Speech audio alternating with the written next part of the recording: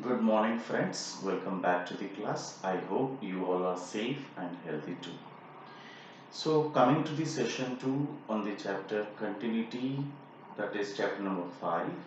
In the last class, we have discussed how to check whether the given function is continuous at a given point, or else you can also state whether the graph is continuous or discontinuous at a given point, right, with the help of limiting language by checking left hand limit is equal to right hand limit is equal to value of the function at a point. Now we are just extending our knowledge, right, previous knowledge, to learn various kinds of questions, you can say patterns, right. Now let's see the first one. Key, if the question is given like the function is already continuous at a given point, then find the missing value. Now you can see the question number 26 from the NCERT textbook, right. I have written this question. F of x is this function where x is not equal to pi by 2. It means that either x is less than pi by 2 or more than pi by 2, and f of x is 3 if x is equal to pi by 2. If the given function is continuous at x is equal to pi by 2, then find the value of k. So whenever they are asking like find the missing value like k, lambda, mu, a, b and etc etc. So first we'll identify the value which we have to find it out, and what the condition given. F of x is continuous at x is equal to pi by 2. So from this statement, I can write like what is given. In short, I can write left hand limit of the function x tends to pi by 2, x tends to pi by 2 minus is equal to limit of the function x tends to pi by 2, that is plus means actual limit, left hand limit is equal to right hand limit is equal to value of the function at pi by 2, that is what, f of pi by 2. It is already given. So with the help of this statement, now we are going to find the value of k. And since we have only single variable to find, we require only one equation. Hence, you may take first two parts, you may take first and the last, you may take second and the last. There are three different ways to use this statement. So preferably, I would like to take left hand limit with value of the function. If a is equal to b is equal to c, I may take a is equal to c, I may take a is equal to b, I may take b is equal to c. There are several ways to take the statement. So what I am taking here, therefore, limit of the function x tends to pi by 2 minus is equal to f of pi by 2. So from this statement, I am going to solve the value of k. I am just ignoring the right hand limit. You may take right hand limit with value of the function, choice is yours. But answer will be same. Now just I am substituting the function in the question and then I will solve both the parts to get the value of k. Fine. First I will write this function limit x tends to pi by 2 minus, it means x is less than pi by 2. So when x is less than pi by 2, the function would be this one. So I am directly substituting that function k into cos x upon pi minus 2x. Getting? Is equal to, what is the value of the function at pi by 2? At pi by 2 value of function is 3. So directly I am substituting 3. Now we know how to convert this into the language of h. Simply limit at tends to 0 k into cos of 0 minus pi by 2 upon pi minus 2 times of, here the here a minus h form. So ultimately it would be like pi by 2 minus h, right? A minus h. Similarly here also pi by 2 minus h is equal to 3. If you substitute directly h value 0 in the expression, you will get 0 by 0 form, and which we called as meaningless number. Hence, we need to simplify this expression to avoid that factor. So that is why we are moving ahead. Simply first, it in the form of cos 90 minus theta will reduce to sin theta. And here, when you open with minus 2, 2 will get cancelled, pi minus pi get cancelled, and we are left with only 2h, positive 2h. So I am writing that step directly here. Limit h is tends to 0, we are left with k into sin h by 2h, right? Which is equal to what? 3. Now, since k and 2 are the constants, I can keep this constant outside the limit, right? Hence, what is left with? Sin h by h, which is equal to 3. Now, you know this entire limit value is reduced to 1. Reason, limit theta tends to 0, sin theta by theta value is 1. Hence, directly it reduced to a formula that is value is 1. So, k by 2 into 1 equal to 3. Hence, k would be 6. So, friends, now see what happened here. Simply, this is a given statement. Already the function is continuous. We are not checking the continuity of the graph. With the help of this statement, now we are just finding the unknown variable. If the expression involving only single variable to find, we required only one single equation to get the answer.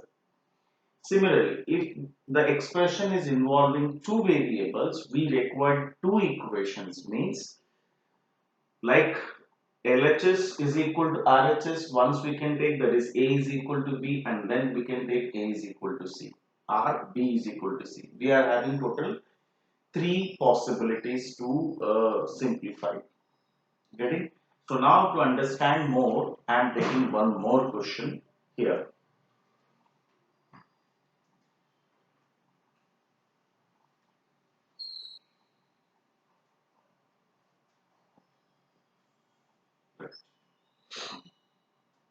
I am taking the question number 3030 from the test book. Find the value of A and B if it is continuous function. It is continuous function, and the function is defined like f of x is equal to 5, where if x is less than or equal to 2, ax plus b if 2 less than x less than 10, which is equal to 21 if x is greater than or equal to 10. See how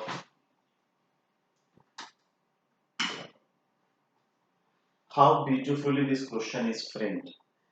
We need to find two variables if already given that this function is continuous. This function is continuous. So continuous where? Where it is continuous? You can see the conditions given. You know the value of x where less than 2, greater than 2, less than 10, greater than 10. So it is very clear from the question itself. You can say if it is continuous, it means the graph is continuous at 2 as well as at 10. So there are 2 points where you can see the continuity of the graph, or you can describe the continuity of the graph. So if f of x is continuous at x is equal to 2.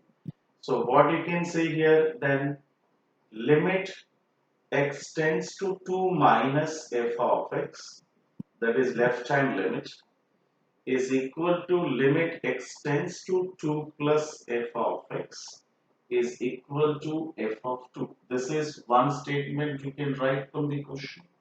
As well, you may also write if it is continuous at 10, so at 2 comma 10, so I can write x is tends to 10 minus f of x is equal to limit x tends to 10 plus f of x, which is equal to f of 10. So we are having two statements from the question to solve the two variables a and b.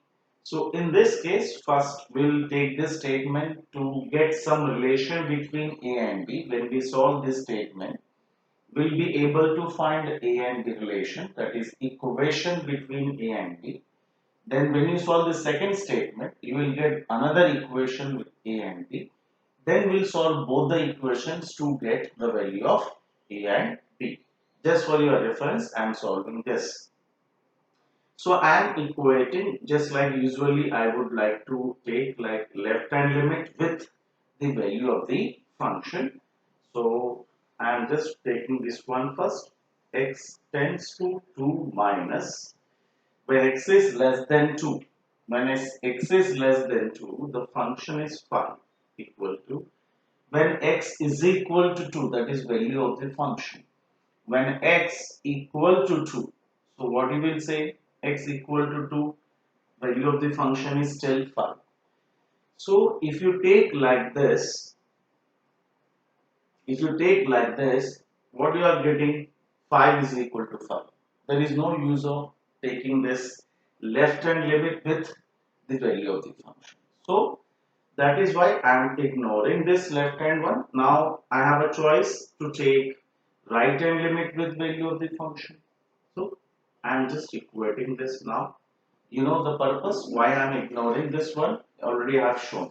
The left hand limit value of the function, if I take, I would get 5 is equal to 5, which has no use at all. So that is why I am taking the function with right hand limit with value of the function. So limit extends to 2 plus, where x is greater than 2, where x is greater than 2. The second function I need to take, that is ax plus b. Now simply go with the process.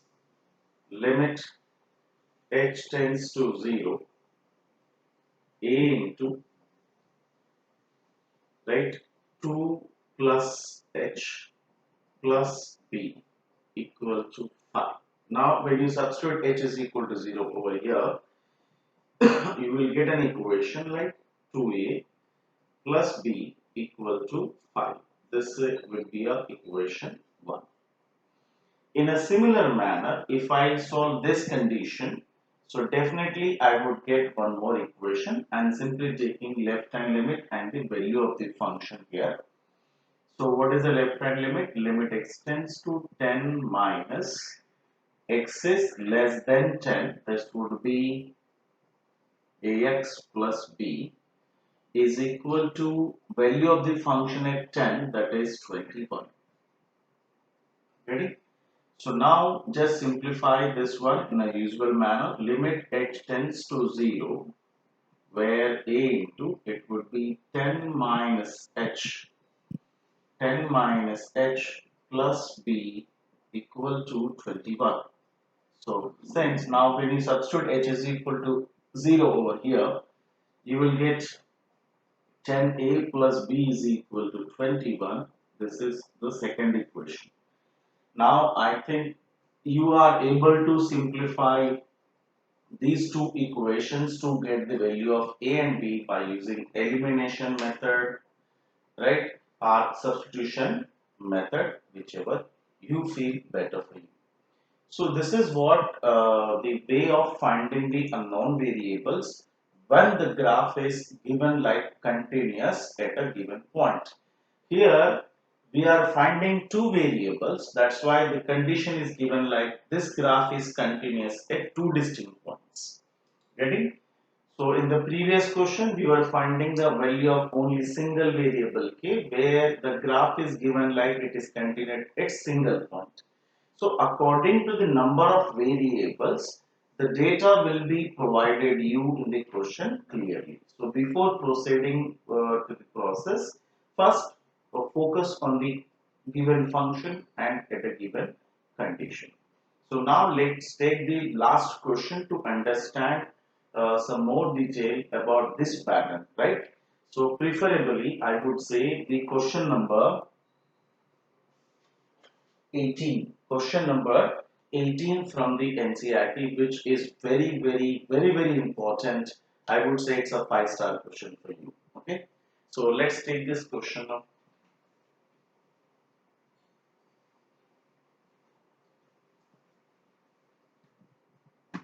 Now, I'm taking question number 18. Question was, see, find the value of lambda. Lambda is a question mark. If the function is f of x is equal to lambda into x square minus 2x, where x is less than or equal to 0 and 4x plus 1, where x is greater than 0, right? And it is continuous. See, it is continuous, right? One condition is given at x is equal to 0. Second part, if it is continuous at x is equal to 1. Now see, we have to find only single variable and the graph is given like it is continuous at two distinct points. Means if it is continuous at 0, what would be the possible value of lambda? If it is continuous at 1, what will be the possible value of lambda? That we are going to discuss. If it is continuous at 0, what you can write first as a statement, left hand limit is equal to right hand limit is equal to value of the function. So limit x tends to 0 minus f of x is equal to limit x tends to 0 plus f of x is equal to value of the function at 0. So now from this statement, what I would say, like LHL and the value of the function I can take, RHL with this one also I can take. So you may take any of the way, but while taking this, you might have a knowledge that at least in one of the side that lambda must be involved. So if I take left hand side function, so this will come, and at 0 also same function is coming. So that's why I am eliminating left hand side. I am taking what? Right hand side and the value of the function. These two things. I may also take LHL is equal to RHL. Okay, so I am taking right hand side limit and the value of the function. These two I am comparing. So limit x tends to 0 plus means x is greater than 0. The function would be 4x plus 1 is equal to value of the function at 0. Now just go with the process. Limit h tends to 0, 4 into 0 plus h plus 1, right, is equal to now f of 0. F of 0 means where x is equal to 0. The function would be lambda into 0 square minus 2 into 0. Now what you will observe here, if you substitute 0 in the question, it completely is 0, right? then left with 1, which is equal to lambda into 0. So what you got here, 0 into lambda will be 0. So 1 is not equal to 0, as you know. This contradicts the fact 1 never be equal to 0. Hence, this wrong conclusion is arise because this of lambda here. So there is value, no lambda value is possible where, right, the graph is f of x is continuous at x is equal to 0. It means if the graph is continuous at x is equal to 0, then there is no possible value of lambda you can determine. So there is no lambda value you can determine. If you take lambda of value anything here, you will always getting like 1 is not equal to 0, means RHL is limit is not equal to value of the limit, which contradicts the fact that the graph is continuous, because we have stated that graph is continuous, and by simplifying you are getting that graph is not continuous. So why it is contradicts? Because this lambda value is not possible to find, means there is no such value of lambda where the graph is continuous. So there is no value of lambda can be determined. Now for the x is equal to 1. Again, you know, if it is continuous at 1, so we can write limit 1 minus f of x is equal to limit x tends to 1 plus f of x is equal to f of 1. So if you take this x is equal to 1, continuous at 1, so I think which function will work in all the cases? See, just imagine the graph is, the f of x is given, these functions are given at 0, right? So if you plot 1, so 1 will come over the right hand part of the 0. So hence whatever the values you are taking around 1, these all points will come on the right hand side of the 0, means greater than part of the 0. Hence this is the only function you can use to determine the value of lambda. And you know that in this function there is no lambda to find. Hence what? Irrespective of lambda, there is no lambda in the function means the lambda may be any real number. It's so simple to understand. If the function not involving any lambda, right, whether you are dealing with left hand limit or right hand limit or value of the function, in all the three cases you can see the function which is going to be used is what? 4x plus 1. So hence this function does not involve lambda, hence you can say there is no effect of lambda in the continuity of the graph at 1. So if there is no effect means lambda may be any real number, it doesn't make any difference to say the graph is continuous at 1.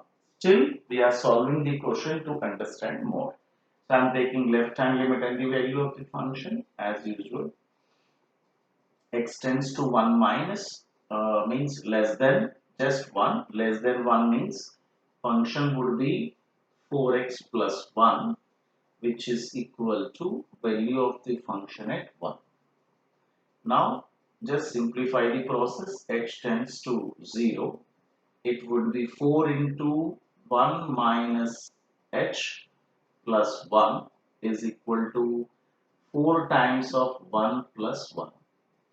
Substitute the value of h over here. You will get 5 is equal to 5, which is always true.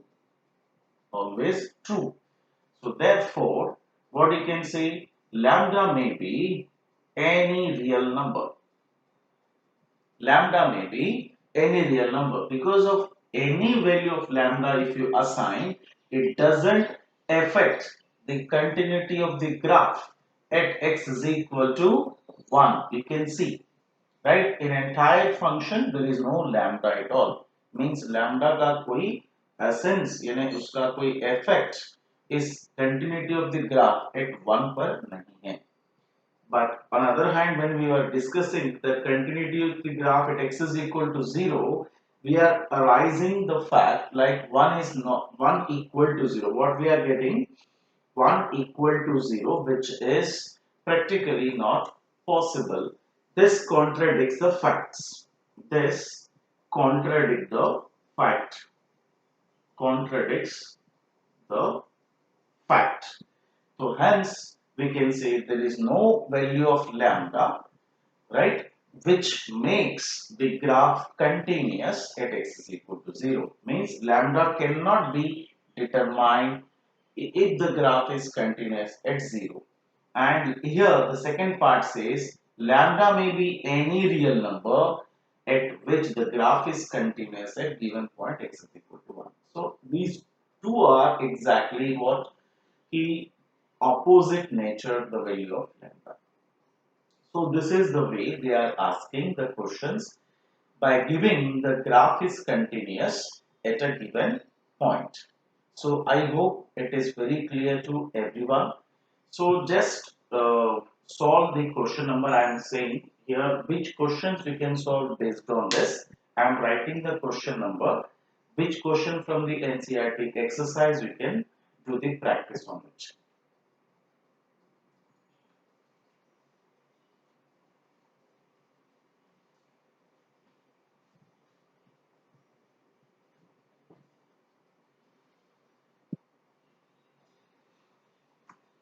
Fine.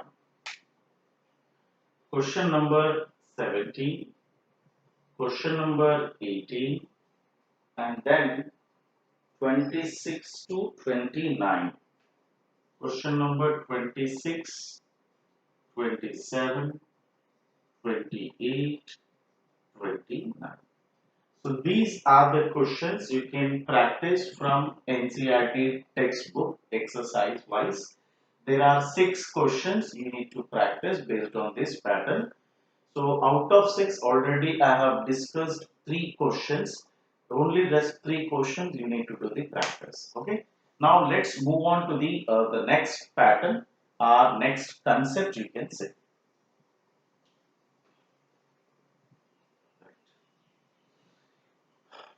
Fine. So before move to the second part, here I would like to take one small concept, that is greatest integer function and modulus function. You people are eagerly waiting for this concept. Here see. Already we have discussed this modulus function and the greatest integer function uh, in the 11th standard. Some more detail with the graph, right? Greatest integer function, right? So basically this is denoted by like mod x like this, and this here denoted by x by writing a close bracket, right? It's also known as what? Floor function. That's why we are writing like we are writing only floor. In some cases they are also representing with a dot. There are several ways to represent the greatest integer function, and modulus function is what? Mod x. Here most of the students doesn't know modulus function behave like this. See, modulus function will give positive x when x is greater than or equal to 0, right? It will give minus x where x is less than 0. That's why this modulus value always be positive, right? If x is minus 2, so you are substituting minus 2 here. So minus of minus 2 will be positive 2. When x is 3, so you are substituting here where x is greater than 0. So when x is 3, so answer is 3. When x is minus 3, that is modulus of minus 3, you are substituting minus 3 in this function where minus of minus 3 is plus 3.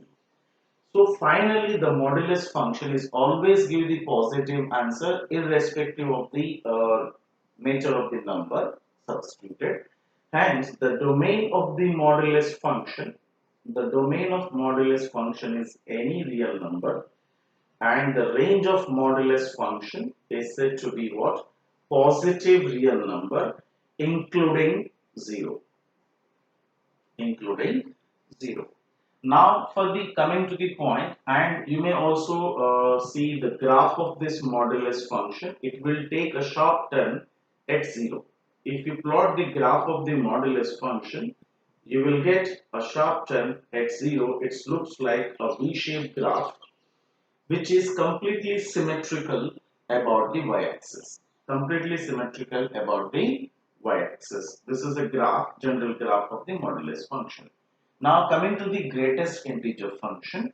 What is greatest integer function? Right? It is simply the step down function. Step down function says that, just give me a minute.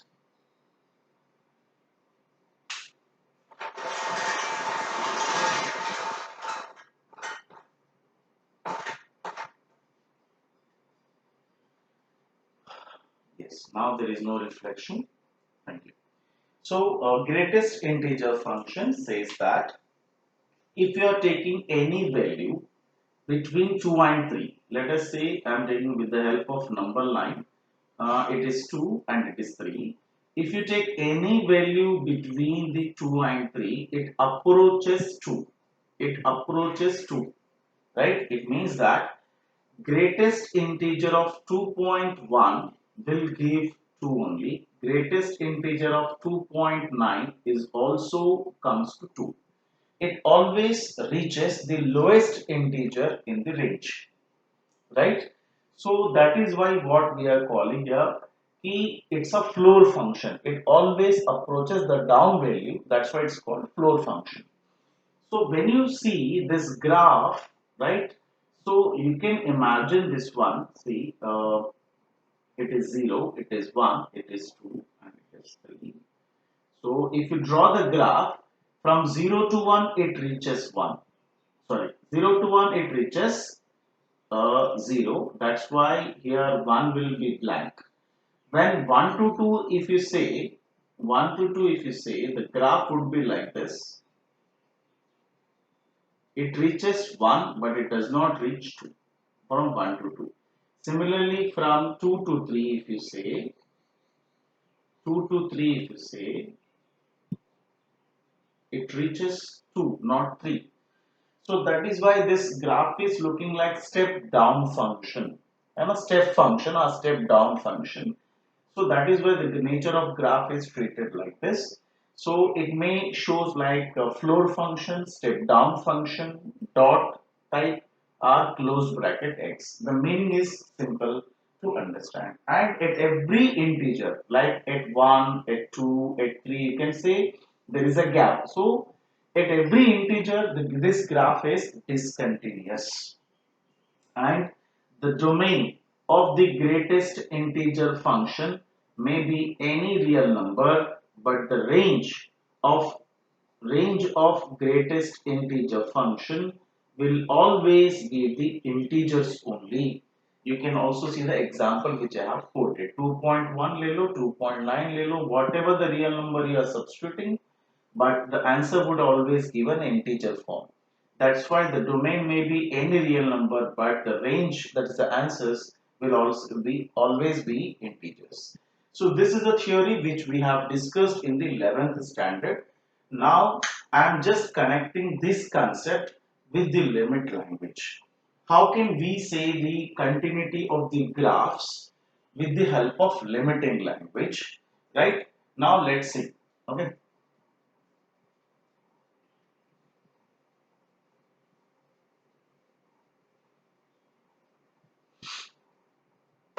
And these are the questions they are asking in the exercise. Simply prove that or show that the modulus function is always continuous in its domain, right?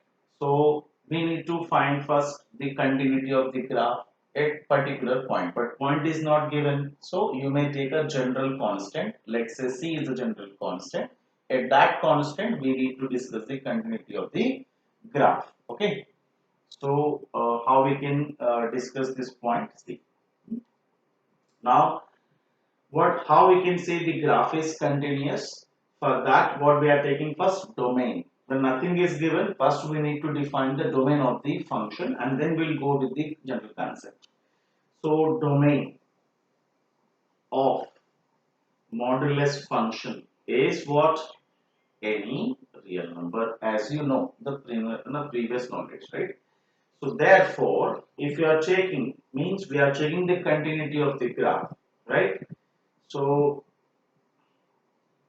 continuity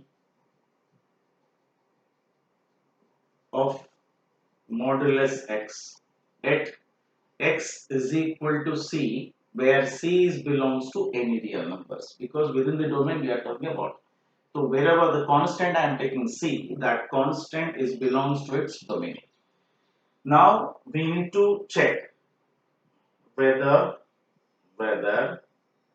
left hand limit, that is xc of modulus x, is equal to right hand limit of the modulus function is equal to value of the function. Whether this is true or not, whether it is true or not, or false.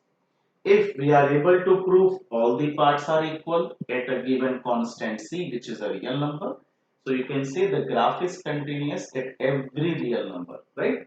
So in its domain. So now I am taking left hand limit first. I will solve that one. C minus the modulus function, that remains same. Now what you can just modify, like h tends to 0. That is what h tends to 0 here. And what we are substituting here?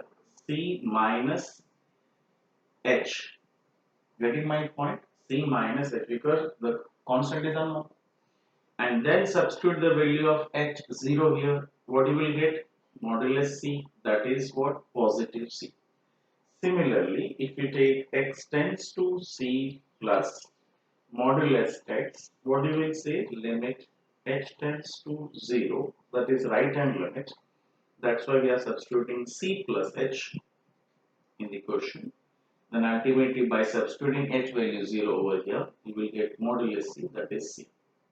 And then value of the function f of c. F of c means what? Directly modulus function के अंदर आप x की value c substitute करेंगे, तो f of c would be modulus c, that is also equal to what? C. So from these three statements, you can simply say LHL is equal to RHL is equal to f of c, where c is belongs to any real number. So hence the modulus function is continuous everywhere in its domain. So there is no point of discontinuity. There is no point of discontinuity for modulus function. Now similarly we are coming to the greatest integer function, where it continuous, where it is not continuous. It is very important to understand.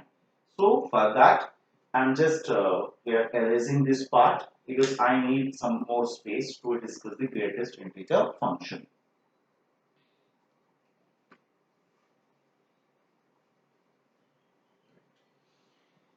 As I already showed through the graph, the greatest integer function is basically discontinued at every integer. That's why I am dividing its domain into two parts, where the value of x is integer and non-integer. Now see, first we'll talk about the common domain. What is a domain of greatest integer function? Is what? Any real number. So now when we talk about the domain at any real number, so now here, because of the nature of graph, I am just dividing this entire domain into two parts. One is it integer, it is non-integer. Means integers I am taking out, so remaining would be what? Real number minus integers, r minus z. You know the set theory language. What does mean by a minus b? Non-integer and integer part. So there are two cases arise. So we need to discuss both the cases one after the other. So first case 1, I am discussing if the x is an integer, what would happen? Where x is non-integer, what would happen? Okay. So now I am checking the continuity, determining the continuity of greatest integer function at x is equal to c, where c is belongs to integers. Okay. So for that, first I will check left hand limit, right hand limit and value of the function, and then I will conclude from that. So limit x is tends to c minus and the greatest integer function, that is function, right? Now go with the process. What you will say here, limit h is tends to 0. If I substitute like c minus h, right? C minus h. What this C minus h value gives? C minus h value gives? Just guess. It would give C minus 1. Sir, ये कैसे हुआ? What is h? It's a very small positive real numbers. Very small positive real number. And C is what? Any integer. So if C is an integer, just for to understand better, I am taking an example. C is an integer means I can take any integer to minus what it is. H means very small positive integer. I can take 0.1. So 2 minus 0.1 gives what? 1.9. Getting?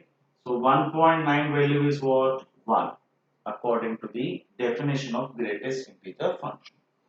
So when you are subtracting a small positive integer from the integer, the entire value is reduced by 1.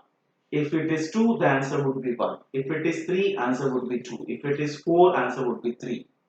Right? In the similar manner, if it is C and it is H, the positive integer, so ultimately the answer would be what? C minus 1. So that is why I have written C minus H, the value is reduced to what? C minus 1. So now there is no H to substitute in the function. So function value is C minus 1. I hope you have understood why the C minus H is C minus 1 and the answer would be C minus 1. This is left hand limit. Now coming to the right hand limit. Coming to the right hand limit. So limit x is tends to c plus greatest integer function and go with the process again. Limit x tends to 0, c plus h, c plus h. If you are adding a small positive integer to any constant, that is what any integer, then the simplified form would be c only. अगर एक constant 2 लिया मैंने और 2 में एक छोटा सा value add कर रहा हूं 0.1, so 2 plus 0.1 will give 2.1, but the greatest integer value of 2.1 is 2 only. The constant remains same, hence the answer would be C.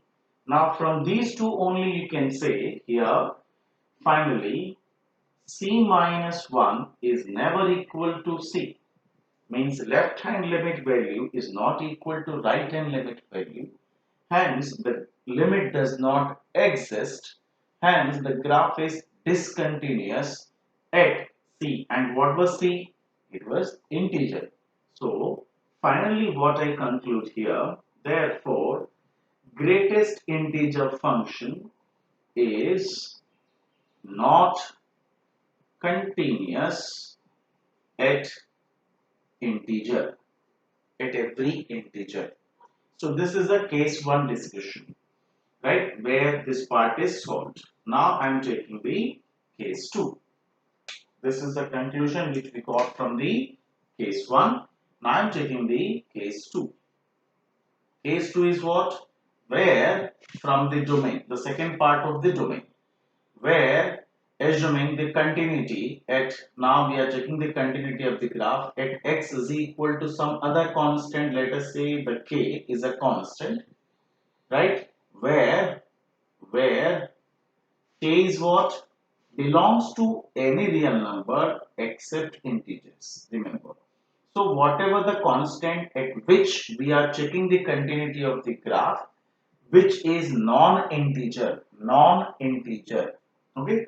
So now we, to check the continuity of the graph, I will take first left hand limit, right hand limit and value of the function. So LHL, left hand limit, directly I am writing the step. X is tends to k minus, what is the function? Function is remain same, that is greatest integer function. And then go with the process. And what would be the process here? Let h tends to 0. It is what? K minus h. And you know that since it is k is not an integer means it may be a decimal number. Let us say k is 2.1 or 2.2. From 2.2 subtract 0.1. So it will 2.1. 2.1 means 2 only. So k minus h will again reaches what?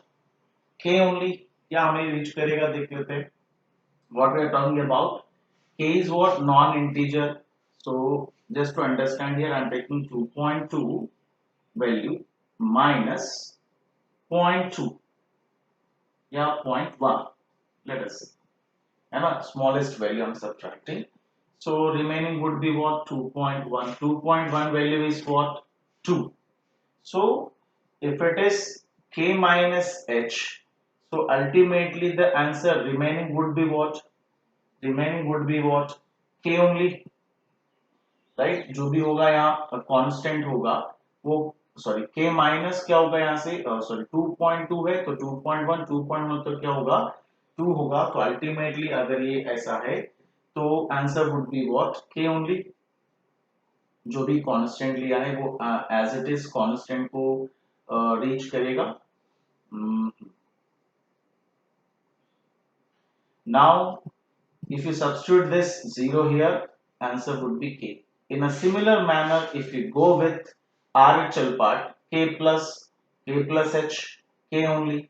Even if you go with the value of the function, directly k substitute करोगे तो remains k only. So left hand limit, right hand limit, value of the function. In all the cases, you are getting the same answer. Hence, we can say, I'm not solving that part. I hope you will understand and you can solve by yourself that part. So here we can say the graph is, that is what, greatest integer function is continuous at non-integers. At non-integers. That is why, except the integer part, if you observe the graph, that is a straight line, right? Bit of straight lines are there, step down function, where graph is continuous. As and when it reaches a integer, there is a gap. Again, it take a jump like this. So in this way, the graph is what? Discontinuous. Hence, when you say the greatest continuity of the greatest integer function, there are two cases will arise. Case 1, when we say about the integer part, at every integer graph is discontinuous and at every non-integer graph is continuous. So if I conclude this one by simply saying here, the discontinuity set of all discontinuity points of greatest integer function is integers. Every integer पे discontinuity है. So we can say the set of integers are called the discontinuous points for the greatest integer function. So hope so it is now very clear to everyone. Now just based on this, one or two questions are directly framed. Directly they are asking, check the continuity of the modulus function, check the continuity of the greatest integer function. So you need to explain like this. Just I am winding up this session over here. I will discuss the remaining part. Remaining part means only two aspects are left. One is the algebra of the function. Second is composition of the function. So these two functions will be discussed in session 3. So keep on watching the videos and keep doing, keep growing, right? Keep succeeding. Thank you all of you for